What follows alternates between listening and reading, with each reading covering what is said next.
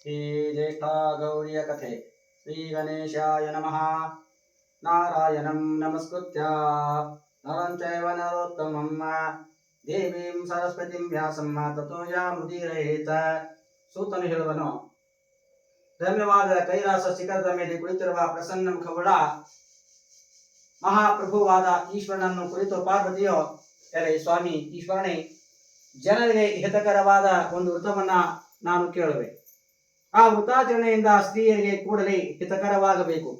ಸೌಭಾಗ್ಯ, ಸಂತತಿ, ಸಂಪತ್ತು, ಅಪೇಕ್ಷಿತವಾದ ಕಾರ್ಯ ಇವೆಲ್ಲ ಕೈಗೊಳ್ಳಬೇಕು.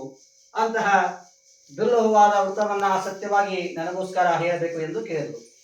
ಪಾರ್ವತಿಯ ಮಾತು ಕೇಳಿ ಶಂಕರನು ಮುಗುಳ್ನಗೆಯಿಂದ, ಎಲೆ ಪಾರ್ವತಿ, ಜ್ಯೇಷ್ಠಾದೇವಿ ಎಂಬುದೊಂದು ವೃತವಿದೆ. ಅದು ಈ ಲೋಕದಲ್ಲಿ ಸುಖವನ್ನು ಕೊನೆಗೆ ಮುಕ್ತಿಯನ್ನು ಕೊಡುವುದು. ಎಲ್ಲ ಉತ್ತಮವಾದ ವೃತಗಳಲ್ಲಿ ಉತ್ತಮವಾದದಾಗಿದೆ. ಇದನ್ನು ಆಚರಿಸುವ ಸುವಾನಿ ಸ್ತ್ರೀಯರು ಯಾವಾಗಲೂ ಸುಖ ಹೊಂದುವರು, ಅವಳಿಗೆ ದುಃಖವು ಎಂದಿಗೂ ಬರಲಾರದು ಎಂದನು.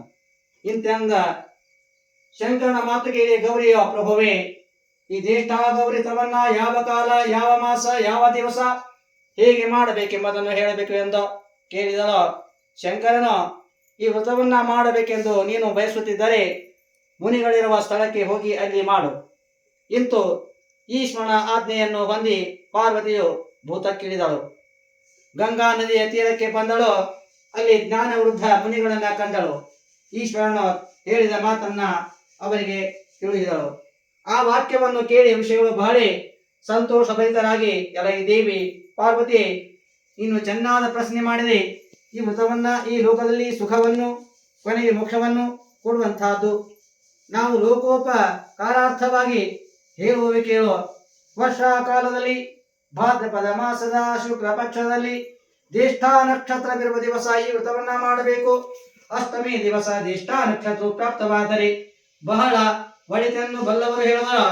ಅಷ್ಟಮಿ ದಿವಸ ಜ್ಯೇಷ್ಠ ನಕ್ಷತ್ರವು ಇಲ್ಲದಿದ್ದರೆ ಎರಡನೇ ದಿನ ಸೂರ್ಯೋದಯದಿಂದ ಮಧ್ಯಾಹ್ನದವರೆಗೆ ಇದ್ದರೆ ಅಂದು ಮಾಡಬೇಕು.